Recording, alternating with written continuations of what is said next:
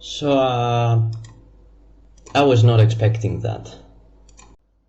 We're back in Stormworks, everybody. So a while back, actually yesterday, I uploaded a short about the SS Eastland and asking you guys if you wanted for me to make a tour of that vehicle. What I don't think I mentioned in that short, I think I only mentioned it in the comments, was that I was the builder.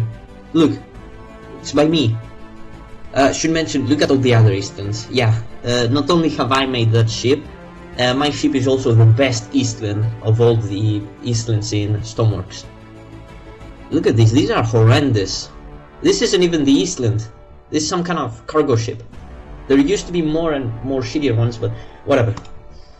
So yeah, 570 people watched that short, only 8 liked.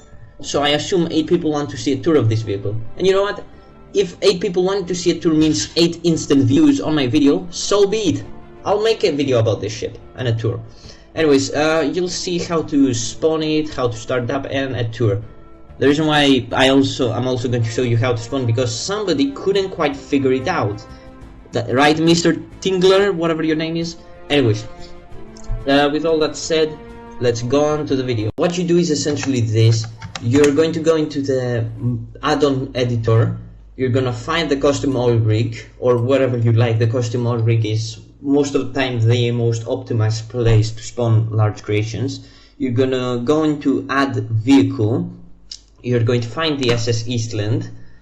Again, it's a very big ship, so it's going to lag your game a bit. I think my game is about to crash. Never mind, it did not crash. You're just going to place it down. If you want to take the extra step, lower it a bit closer to the sea so that it doesn't jump up and down. Press add-on overview, test location, and that's it. Congratulations, my friend, you've just spawned it. A bit of a startup procedure. Just follow the steps I do. Go into the bridge. There are going to be these 2 massive boards. These are for the ballast tanks. I probably should have added them somewhere lower down, but whatever. You're going to reduce the frontal ballast tank. Just press it to empty out, okay? Once you've done that, start no clipping down into the boiler room. I should have opened the doors. Anyways, find the boilers and just press the key. There are a total of 4 boilers, so do it for all 4 of them. Once you've done that, go through this door. I forgot to open the watertight bulkhead, so I'm gonna have to open it now. And turn on this key. This is for the condensers and the air pumps, supplying air into the boiler room. Turn back to the bridge and stop the draining of the ballast tanks, whatever you like. I prefer here.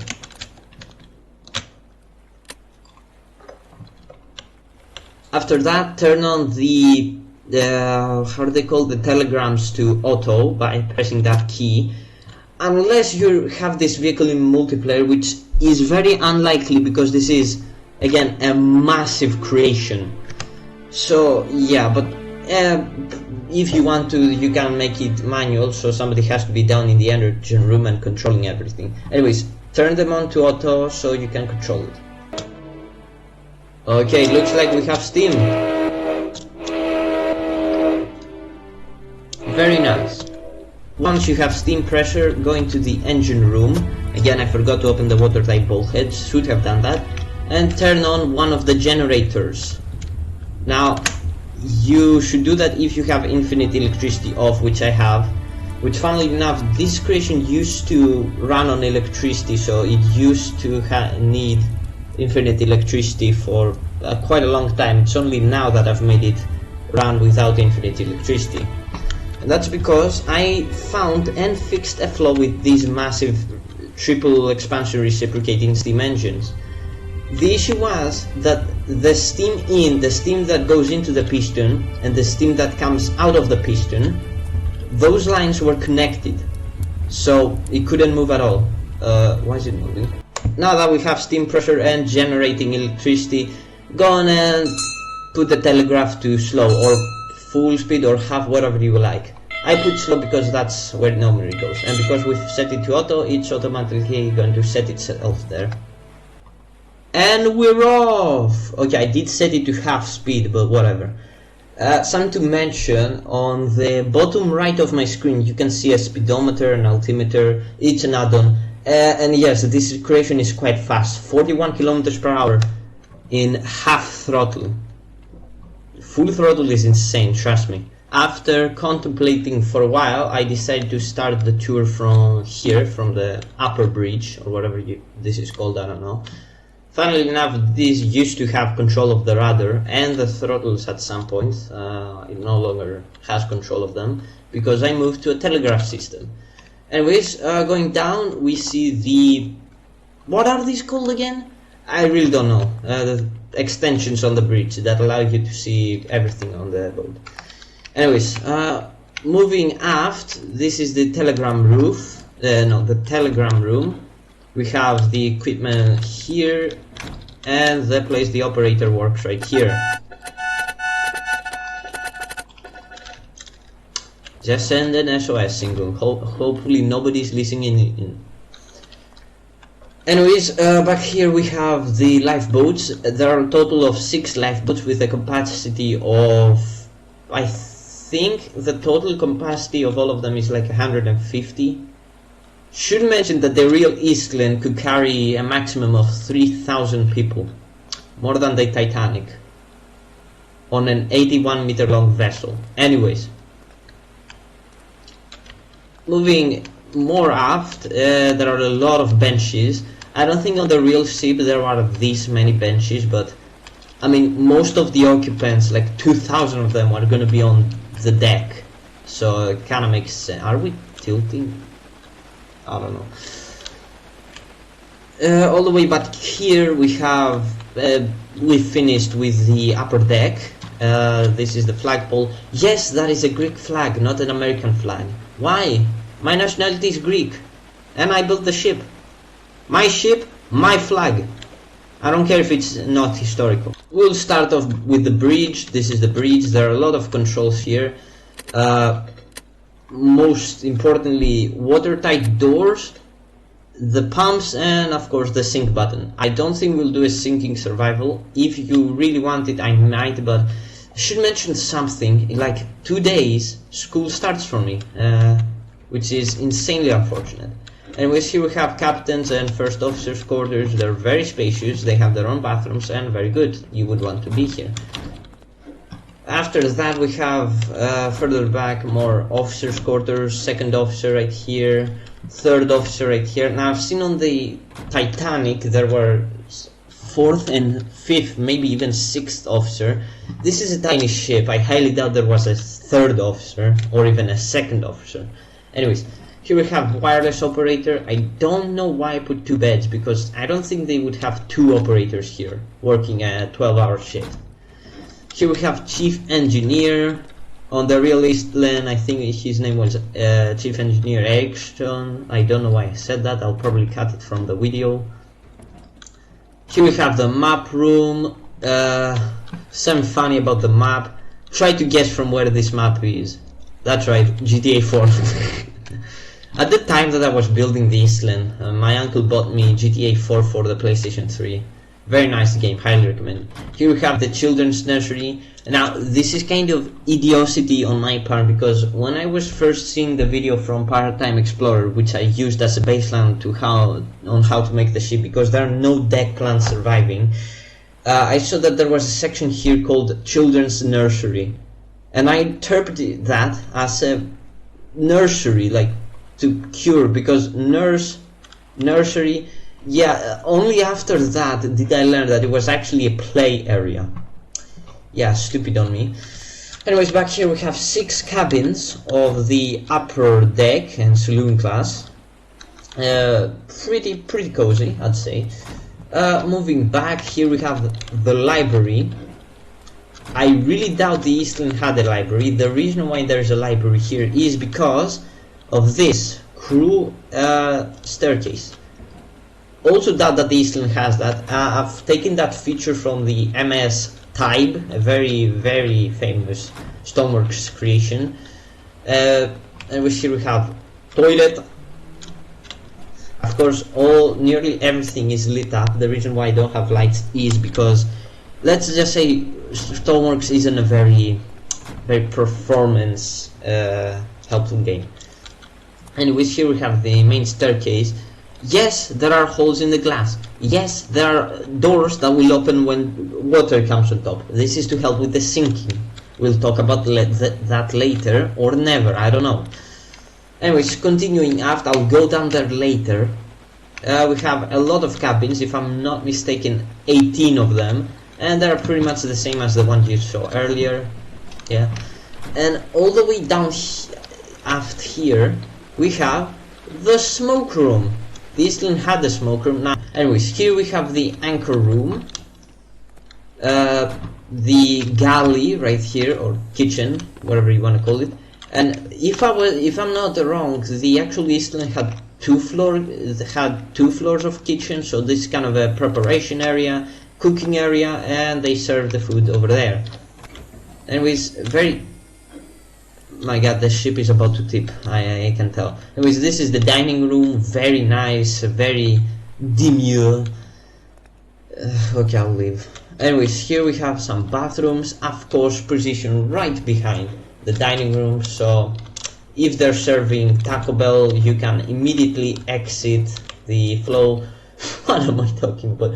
We have the biggest cabins here, first class of course. Now, because the reason why they're bigger is because they have tiny portholes for lighting, whereas the other ones up top have massive windows. These have 2 beds, sitting areas, and toilet. There are a total of 6 of them. Yes, 6 of them. Then right here we have 8 slightly smaller cabins, also first class but cheaper. 4 bunks, couch, and drawers. I should mention something about the Eastland. It wasn't really meant to carry people for that long, like at most 24 hours. That's how long a trip would be. Anyways, here we have more smaller cabins. These are as big as the upper ones but have tiny portholes, so they're pretty cheap. Anyways, there are a lot of them. I think 16. Yeah, 16. Anyways, here we have bathrooms. Yep. I had a problem with this. I didn't know how many bathrooms to put and where to put them. Anyways, here we have the aft staircase or lower staircase. I've heard that the Eastland had a piano, so here's where I've added it. This is also kind of a reservation area or waiting area, I guess. Anyways, here we have crew area, a lot of crew bunks right here. And out here we have roping, docking, whatever. Anyways, I'd say that's it for this deck. Let's go on lower decks. And this is the lowest passenger deck, actually not the lowest, the second lowest. The Eastland had a bar, and a feature of it was a massive, not actually massive, a main refrigerator to keep the drinks cold. The reason why I mentioned this is that when it capsized, this refrigerator broke loose and crushed 2 women. That is very important, I have to mention it. Anyways, here we have staircase, what did I say that? The boarding area. Something about the Eastland's door. They were really bad. They could not seal very well. They were prone to leaking water, and were actually the cause of its capsized. A lot of water went through them and capsized the ship.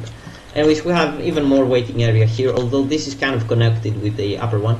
And this is where first class ends. Let's go into third class or steerage. First up, we have here a kitchen. There's another one on the other side for third class. Here we have access to their dormitory. Yes, third class had to sleep in this area. I know it's cruel, but this is 1903. There are different classes for different people, for your income.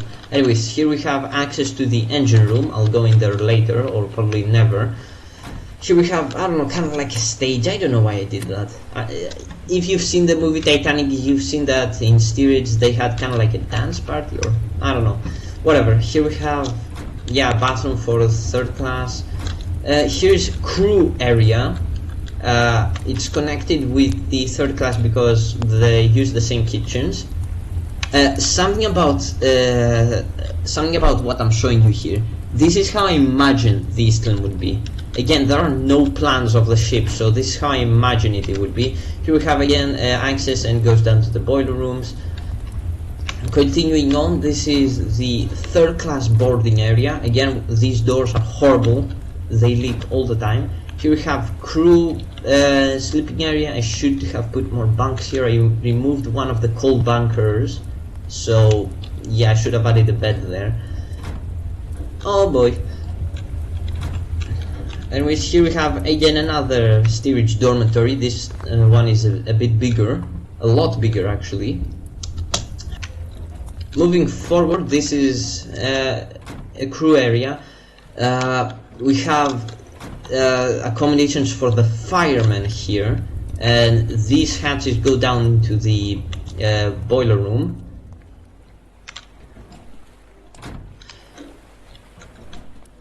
More toilets right here, and over here is the cargo hold. Again, even more area for crew to sleep in. Yeah, that's the thing. If you have a ship with crew, you have to have places for them to sleep. Anyways, and here we have the massive cargo hold. And yes, that thing right there is the lower deck of the kitchen. We have a winch here to assist with loading, a hatch here, and some staircases for an even lower cargo deck. And now we reach the bottom of the ship. Here we have the condenser room. The reason why I've put off the condensers up front is because the weight distribution is horrible, and I want weight to be up front. Actually, no, this would be fixed if it had cargo, but it doesn't have cargo, so yeah.